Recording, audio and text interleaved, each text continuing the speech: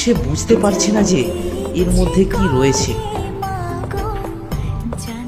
তখন সে তাড়াতাড়ি জল থেকে উপরে এসে তার গামছাটা নিয়ে কলসিটা সেই গামছা দিয়ে ঢেকে তার বাড়ির দিকে হাঁটা দিল।